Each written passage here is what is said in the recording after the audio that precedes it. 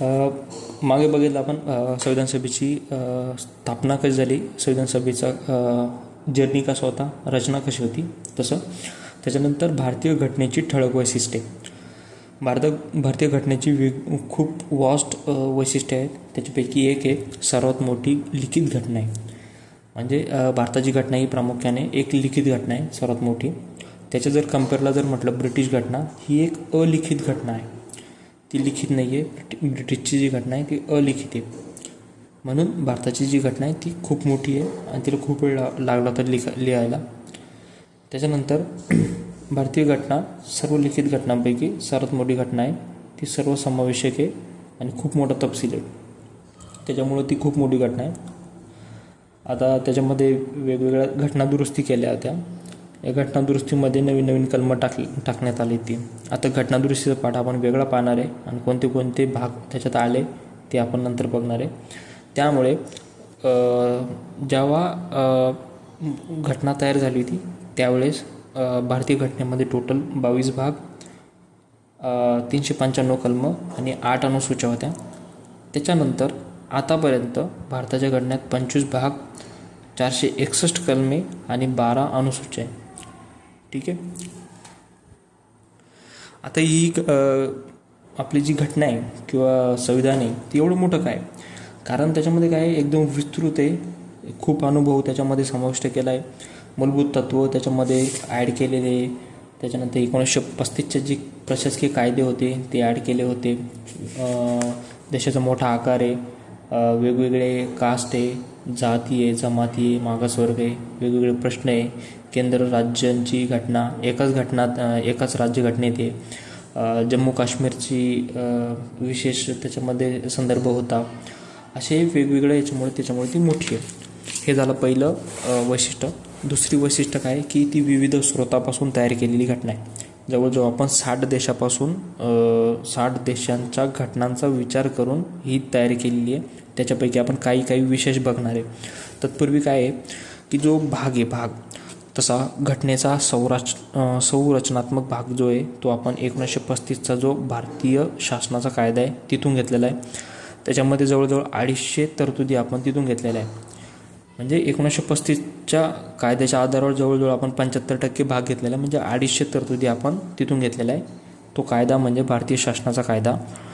कोणता संरचनात्मक भाग, त्याच्यानंतर घटनेचा तात्विक भाग म्हणजे फिलॉसॉफिकल भाग हा मूलभूत हक्क किंवा मार्गदर्शक तत्त्वे अनुक्रमे आपण अमेरिकन आणि आयरिश घटनावरून घेतलेला आहे. आणि घटनेचा राजकीय भाग ब्रिटनवरून घेतलेला आहे. म्हणजे लक्षात घ्यायचं की राजकीय म्हणजे जे आपण राजकीय पॉलिटिकल ॲस्पेक्ट आहे आपण तो ब्रिटनकडून घेतो. तात्विक भाग म्हणजे जसं मूलभूत कर्तव्य, मार्गदर्शक तत्त्व आहे, हे जे फिलॉसॉफिकल पार्ट आहे तो आपण अमेरिका आणि आयरिशकडून घेतला.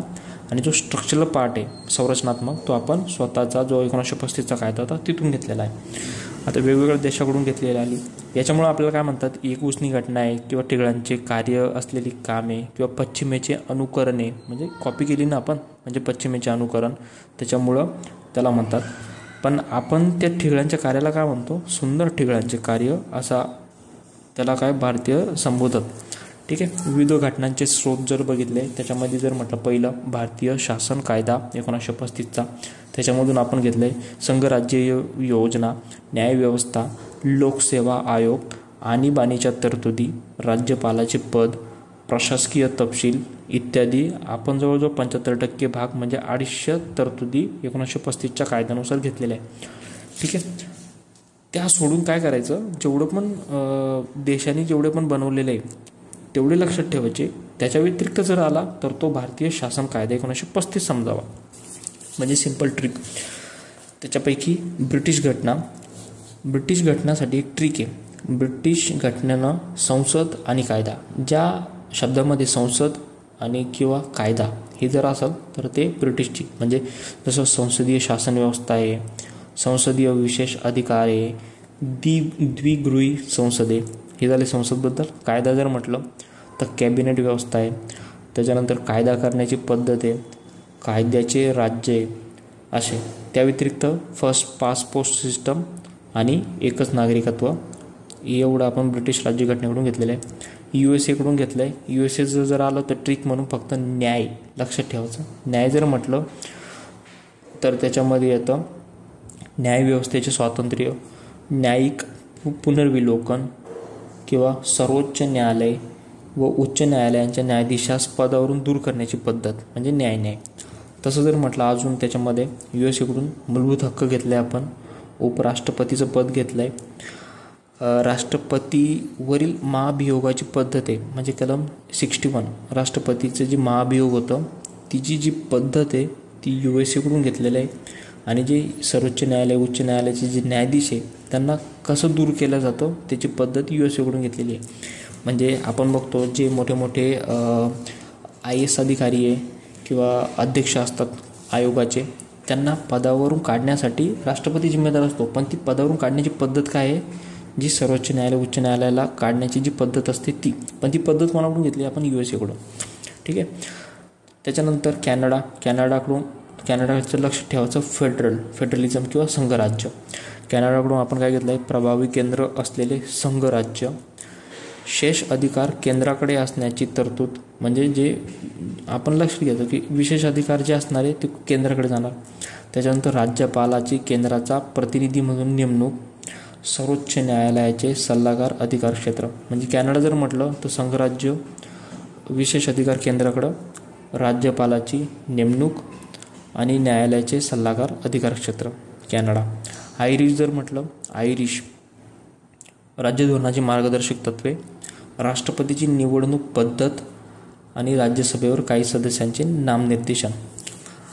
आयरिशमध्ये आणि USA काय फरक आहे, USA राष्ट्रपतीला पदावरून कसं काढलं जातं त्याची पद्धत आहे आणि आयरिशमध्ये राष्ट्रपतीची निवडणूक कशी होती त्याची पद्धत आहे. त्याच्यानंतर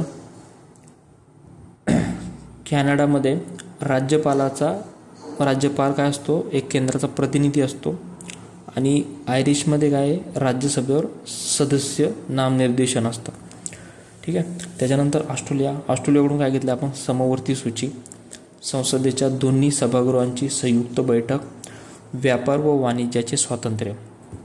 त्याच्यानंतर फ्रान्सकडून काय घेतलं, गणराज्य, प्रास्ताविकेतील स्वातंत्र्य, समता व बंधुता यांचे आदर्श. त्याच कम्पेअरमध्ये जर म्हटलं सोव्हिएत रशियाकडून काय घेतलं आहे, मूलभूत कर्तव्य, प्रास्ताविकेतील सामाजिक आर्थिक व राजकीय न्यायाचा आदर्श. जसा फ्रान्सकडून आदर्श काय घेतला आपण, गणराज्य, स्वातंत्र्य, समता, बंधुता हे आदर्श घेतलं. तसं रशियाकडून काय घेतलं आपण, सामाजिक आर्थिक राजकीय न्यायाचा आदर्श. रशियामध्ये अजून एक आहे की मूलभूत कर्तव्य.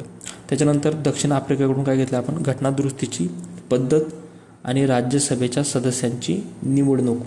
आता दक्षिण आफ्रिका आणि आयरिशमध्ये फरक काय आहे, आयरिशमध्ये काय आहे, राज्यसभेवर नॉमिनेशन म्हणजे राज्यसभेचे जे सदस्य त्यांचे नॉमिनेशन, आणि दक्षिण आफ्रिकामध्ये काय आहे, राज्यसभेचे जे सदस्य त्यांची निवडणूक कशी होती ती. त्याच्यानंतर जपानकडून काय घेतलं आपण, कायद्याने प्रस्थापित पद्धत. आता जपान लक्षात घ्यायचं की जपान एकदम फास्ट इमर्ज होतं, लवकर ते काय करतं, त्याचे रस्ते प्रस्थापित करतं, त्याचे जे भूकंप होतं त्याच्यामुळे जे बिल्डिंग पडतात ते लगेच प्रस्थापित करतात, म्हणजे कायद्यानं प्रस्थापित पद्धत म्हणजे लगेच ते इस्टॅब्लिश करतात म्हणजे प्रस्थापित करतात ते. त्याच्यानंतर जर्मनीची घटनाला वेयमर घटना असं पण म्हणतात. जर्मनी म्हणजे वेयमर घटना. जर्मनीकडून काय घेतलं आपण, आणीबाणी दरम्यान मूलभूत हक्क स्थगित होणे. आता जर्मनीमध्ये कोण होता, नाझी आपला हिटलर काय करायचा, आणीबाणी लावायचा. म्हणजे जर्मनीकडून काय घेतलं आपण, आणीबाणी, असं शॉर्टकट. आणीबाणी दरम्यान मूलभूत हक्क काय होतात, स्थगित होतात. आता मेन आपल्याला काय आहे, 3 गोष्टी, मूलभूत हक्क आहे, मार्गदर्शक तत्वे आणि कर्तव्य. तर लक्षात ठेवायचं, ब्रिटिशकडून आपण काय घेतलं आहे, USA कडून काय घेतलं आहे आपण, मूलभूत हक्क घेतलेले. ठीक आहे. त्याच्यानंतर आयरिश घटनेकडून काय घेतलं आहे, राज्य धोरणाची मार्गदर्शक तत्वे घेतली आहे. आणि रशियाकडून काय घेतले आपण, मूलभूत कर्तव्य. म्हणजे कर्तव्य जर करायचे तर रशियासोबत चांगले करावे, मार्गदर्शक तत्व जर आपलं चांगले ठेवायचे तर ते आयरिशकडून ठेवावी, आणि जर आपल्याला स्वतःचे मूलभूत हक्क जर पाहिजे ते USA कडून. म्हणजे अशी एक ट्रिक. त्याच्यानंतर संघराज्य राज्यव्यवस्था. याच्यामध्ये संघराज्य शब्दाचा घटनेत उल्लेख नाही आहे. ठीक आहे, संघराज्य हा जो शब्द आहे त्याचा घटनेत उल्लेख नाही आहे. तर त्याऐवजी म्हणजे राज्यांचा संघ असा उल्लेख आहे, म्हणजे संघराज्य राज्यव्यवस्था. आता संघराज्य व्यवस्थामध्ये वेगवेगळे येतात. जसं संघराज्यामध्ये दोन असतात, एक संघराज्य व्यवस्था आणि एक असतं एकात्मक व्यवस्था. ठीक आहे, तर संघराज्यामध्ये येतं की अधिकारांची विभागणी होते, लिखित घटना असते, घटनेची सर्वोच्चता असते, घटनेची ताठरता असते, स्वतंत्र न्यायव्यवस्था असते, द्विगृही कायदेमंडळाचे अस्तित्व असते. आता हे संघराज्य म्हणजे संघ म्हणजे केंद्राला जे एकदम टॉप लेवलचं असतं ते कसे असते, म्हणजे लिखित असणार, सर्वोच्च असणार, ताठर असणार, स्वतंत्र न्यायव्यवस्था असणार, द्विगृही कायदेमंडळ असणार. पण त्याच्या अपोजिटला काय, एकात्मकमध्ये काय येतं, एक प्रभावी केंद्र शासन, अधिकार संपन्न, म्हणजे सगळ्या स्टेटसाठी बघायचं आहे त्याला. त्याच्यानंतर एकच घटना आहे, एकेरी नागरिकत्व आहे, लवचिकता आहे घटनेची. त्याच्यानंतर एकात्मिक न्यायव्यवस्था आहे. त्याच्यानंतर राज्यपालाची नेमणूक केली जाते केंद्राद्वारे प्रत्येक राज्यासाठी. त्याच्यानंतर अखिल भारतीय सेवा आहे, आणीबाणी विषयक सेवा आहे. म्हणजे हा आहे एकात्मक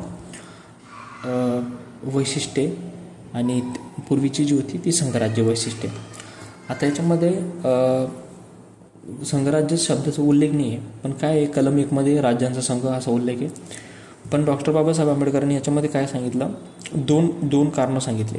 डॉक्टर बाबासाहेब आंबेडकरांनी सांगितलं, पहिलं, भारताचे संघराज्य राज्यांच्या कराराने निर्माण झालेले नाही. म्हणजे जे आपलं सेंट्रल बॉडी आहे ते राज्यांच्या कराराने निर्माण नाही झालं. जसं युनायटेड स्टेट झालं आहे, युनायटेड स्टेट्स ऑफ अमेरिका, म्हणजे ती युनाईट होऊन त्यांनी करार केलेला आहे, तसं आपलं नाही आहे. आणि घटक राज्यांना संघराज्यातून फुटून बाहेर पडण्याचा अधिकार नाही. म्हणजे आता उद्या चालू महाराष्ट्र म्हणून मला वेगळा देश पाहिजे तसं पॉसिबल नाही आहे. म्हणजे आपलं युनायटेड USA सारखं म्हणजे सगळे एकत्र करारानेच झालेलं नाही आहे. आणि दुसरं, संघराज्यातून फुटून बाहेर पडण्याचा अधिकार नाही आहे. ठीक आहे, असं म्हणजे डॉक्टर बाबासाहेब आंबेडकरांनी 2 कारणं दिली होती. आता वेगवेगळे लोकांचे विचार आहे. जसं KC वेयर म्हटला अर्ध संघराज्य, मॉरिस जोन्स म्हटला वाटाघाटीचे संघराज्य, ग्रॅन्युल ऑस्टिन म्हटला सहकारी संघराज्य, इओर्जोनिंग म्हटला केंद्रीकरणाची प्रवृत्ती असलेले संघराज्य. आता KC वेयर म्हणजे अर्ध संघराज्य असं एक ठेवायचं लक्षात. वाटाघाटीची मॉरिस जोन्स वाटाघाटी, ग्रॅन्युल ऑस्टिन, ग्रॅन्युल म्हणजे सहकारी, विल आपली जी ग्रॅन्युल असते ते सहकारी संस्थाची म्हणजे सहकारी संघराज्य. यावर जेनिंग काय असते, केंद्रीकरण, जी जिनिंग असते आपली कापसाची जिनिंग, त्याच्यामध्ये काय असतं, एक प्रभावी म्हणजे केंद्रीकरणाची प्रवृत्ती असलेले संघराज्य असं. त्याच्यानंतर दोन वैशिष्ट्य पाहिली, म्हणजे सर्वात मोठी लिखित घटना, त्याच्यानंतर 3 पाहिले आपण, मोठी घटना, त्याच्यानंतर विविध स्रोतापासून तयार केलेली घटना, त्याच्यानंतर संघराज्य व्यवस्था, त्याच्यामध्ये संघराज्य आणि एकात्मक अशी 2 वैशिष्ट्य पाहिली. त्याच्यानंतर संसदीय शासन व्यवस्था. आता जी भारताची शासन व्यवस्था आहे ती संसदीय शासन व्यवस्था आहे, अमेरिकेची आहे ती अध्यक्षीय शासन व्यवस्था आहे.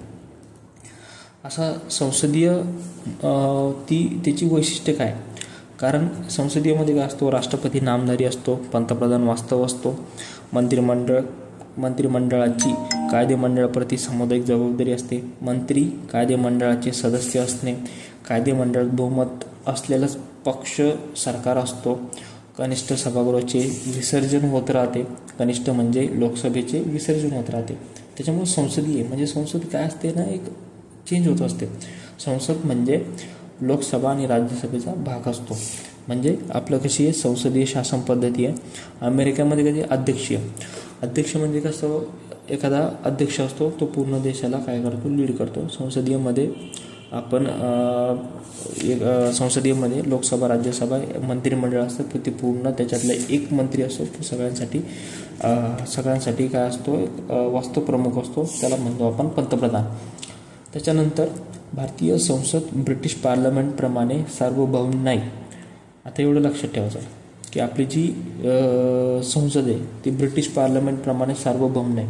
आता हा जो सार्वभौमचा जो टॉपिक आहे त्याचा एक पुढं एक कलम आहे, 1973 केशवानंद भारती खटल्याद्वारे काय केलं होतं की आता संसद आणि न्यायव्यवस्था, बरोबर आहे, जर संसद जर मोठी झाली तर न्यायव्यवस्था कमी होईल आणि न्यायव्यवस्था मोठी जर झाली तर संसद कमी होईल. म्हणजे हे जे बॅलन्स आहे की म्हणजे आता संसदेच्या हातात जर सत्ता आली तर मग ती न्यायव्यवस्थेला डावलू शकते आणि न्यायव्यवस्थानं जर समजा जास्त जर कठोर न्याय केले तर संसदेला कायदे करता येणार नाही. तसं ते जर मेंटेन करण्यासाठी केशवानंद भारतीनं म्हणजे खटल्याद्वारे असा निर्णय दिला होता की भारतीय संसद पूर्णपणे सार्वभौम नाही आणि सर्वोच्च न्यायालय पूर्णपणे सर्वोच्च नाही. म्हणजे दोघांमध्ये संतुलन निर्माण केलं होतं. त्याचा जो पुढचा पार्ट आहे म्हणजे त्याचं जी वैशिष्ट्य आहे ती वेगळं वैशिष्ट्य आहे. तेच वैशिष्ट्यसुद्धा संसदीय शासन व्यवस्थेमध्ये येतं की आपली जी संसद आहे ती ब्रिटिश पार्लमेंटसारखी सार्वभौम नाही आहे. भारतीय राज्यव्यवस्था ही गणराज्य आहे, ते राजेशाही नाही. ठीक आहे, आपलं गणराज्य जी रिपब्लिक आहे, ब्रिटिशचं जे राजेशाही चालते तसं नाही आहे. त्याच्यानंतर पुढचं वैशिष्ट्य आहे ताठरता व लवचिकता यांचे एकत्रीकरण. म्हणजे आपली जी घटना आहे ती कशी ताठर पण आहे आणि एक लवचिक पण आहे. आता ताठर घटना कुठं आहे?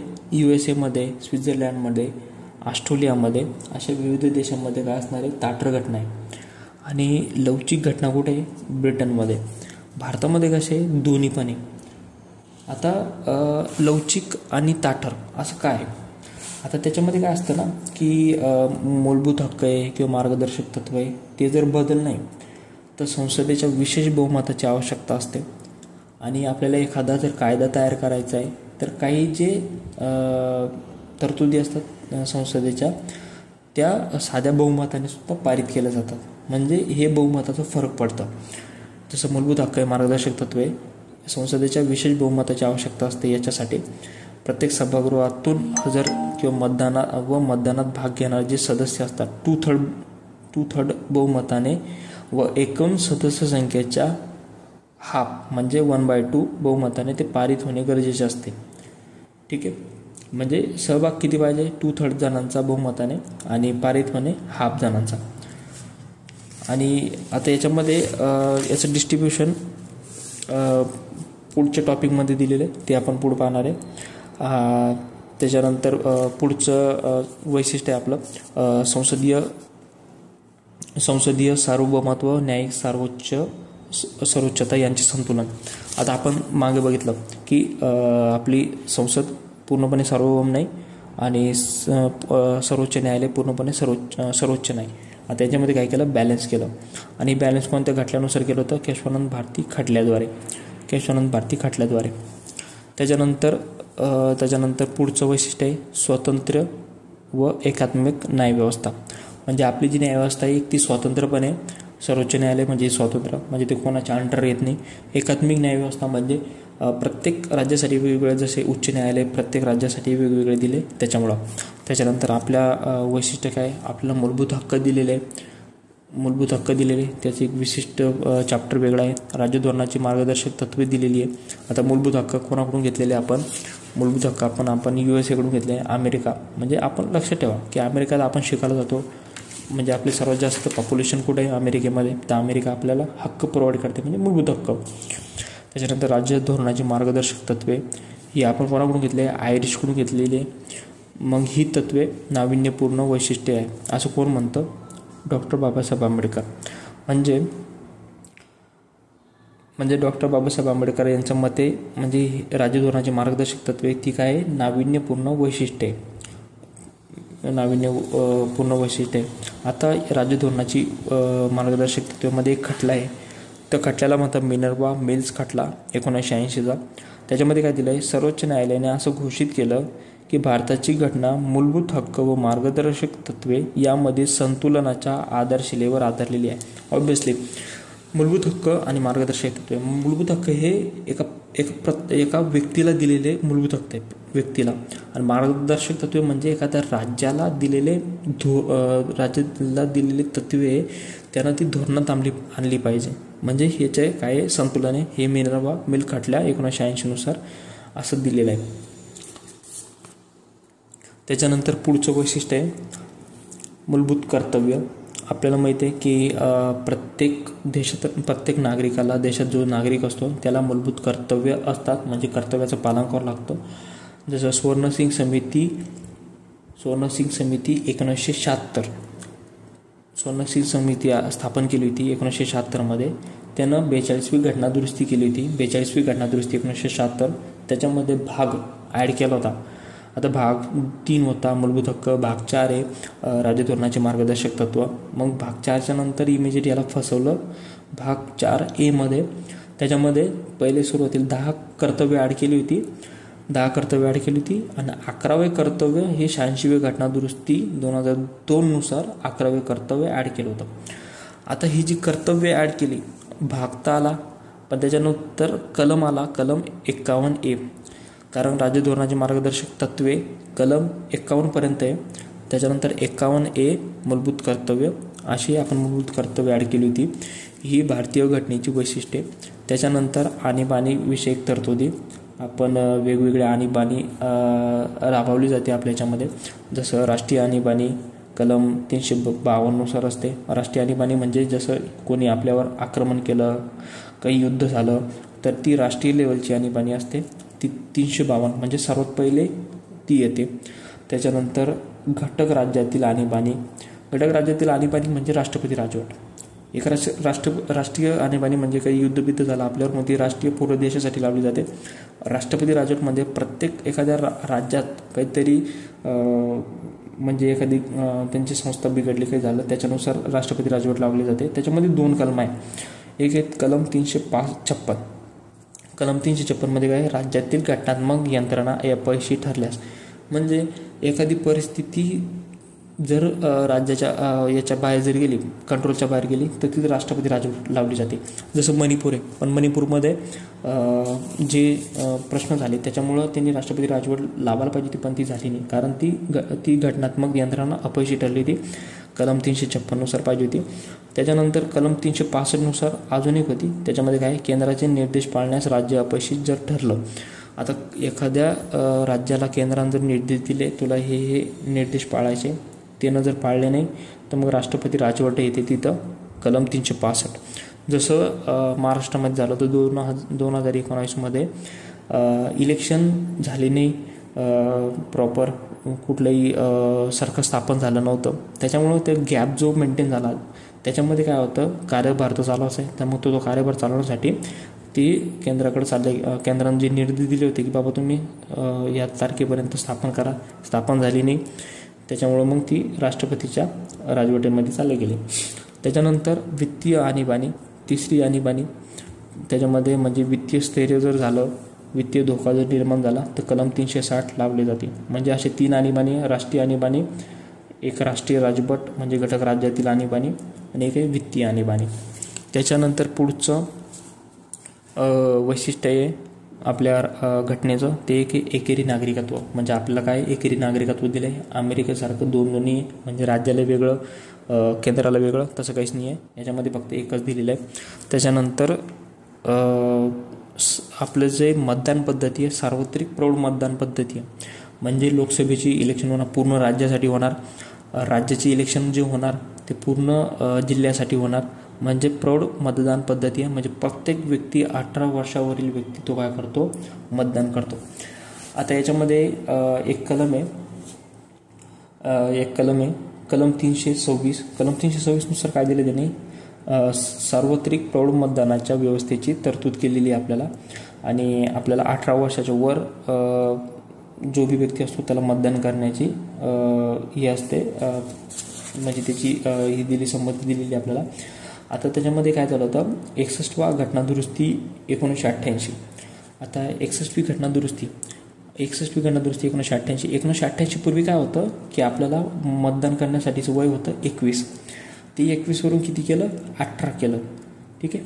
61वी घटनादुरुस्ती 1988 आणि 21 होऊन 18 वर्षे वय कमी करण्यात आलं. आणि त्याच्यानंतर अजून एक आपलं शेवटचं वैशिष्ट्य घटनेचं, धर्मनिरपेक्ष राज्य. म्हणजे आपलं जे राज्य आहे ते सेक्युलर स्टेट आहे, धर्मनिरपेक्ष. म्हणजे प्रत्येकाला त्याची धर्माची जोपासना करण्याचे अधिकार आहे. त्याच्यानंतर प्रत्येक व्यक्ती त्याची धर्माची जोपासना करू शकतो. एक सेक्युलर कंट्री आहे, कुठेही दुजाभावनी करता येणार, कुठे भेदभावनी करता येणार असे. म्हणजे राज्यघटनेची जर ठळक वैशिष्ट्य जर बघितली, सर्वात मोठी लिखित घटना आहे, विविध स्रोतापासून तयार झालेली घटना आहे, संघराज्य व्यवस्था आहे आपल्याकडं, संसदीय शासन पद्धती आहे, ताठर व लवचिक घटना यांचे एकत्रीकरण आहे, घटना आपली सार्वभौम, ती एक तर सार्वभौम नाही, सर्वोच्च न्यायालय सर्वोच्च नाही, स्वतंत्र व एकात्मिक न्याय व्यवस्था आहे, मूलभूत हक्क दिलेले आहे, राज्यधोरणाचे मार्गदर्शक तत्व आहे, मूलभूत कर्तव्य आहे, आणीबाणीविषयक आपल्याकडे तरतुदी आहे, एकेरी नागरिकत्व दिलेलं आहे, सार्वत्रिक प्रौढ मतदान पद्धती आहे आणि एक धर्मनिरपेक्ष राज्य आहे. आता त्याच्यामध्ये एक जे वैशिष्ट्य होतं संघराज्य वैशिष्ट्य, त्याच्यामध्ये आपण थोडंसं ब्रीफली त्याला डिस्ट्रीब्यूट करू. संघराज्य वैशिष्ट्य आणि एकात्मक वैशिष्ट्य. संघराज्यामध्ये काय येतं, दुहेरी शासन पद्धती, लिखित घटना, अधिकारांची विभागणी म्हणजे सूची असते इन शॉर्ट म्हटलं तर, घटनेची सर्वोच्चता, ताठर घटना, स्वतंत्र न्यायव्यवस्था, द्विगृही संसद. हे म्हणजे संघराज्य वैशिष्ट्य. आणि एकात्मक जर म्हटलं तर प्रभावी केंद्र शेष अधिकार असतं, घटक राज्य अभंजक नाही, एकच राज्य घटना, घटनेची लवचिकता, आणीबाणी संबंधित तरतुदी आहे, एकेरी नागरिकत्व आहे, एकात्मिक न्याय व्यवस्था आहे, अखिल भारतीय सेवा आहे, राज्यपालांची नेमणूक आहे, एकात्मिक निवडणूक आहे, राज्य विधेयकांवरील नकाराधिकार. आता याच्यामध्ये एवढं लक्षात ठेवायचं, संघराज्य वैशिष्ट्य म्हणजे अशा ठिकाणी की बाबा केंद्राला जास्त प्राधान्य दिलेलं असतं, ठीक आहे. आणि एकात्मिक म्हणजे एकेरी, जसं म्हणजे प्रत्येक राज्यासाठी वेगवेगळं, म्हणजे एक राज्यघटना आहे, एक नागरिकत्व आहे, एकेरी असं म्हणजे ही एकात्मक वैशिष्ट्य.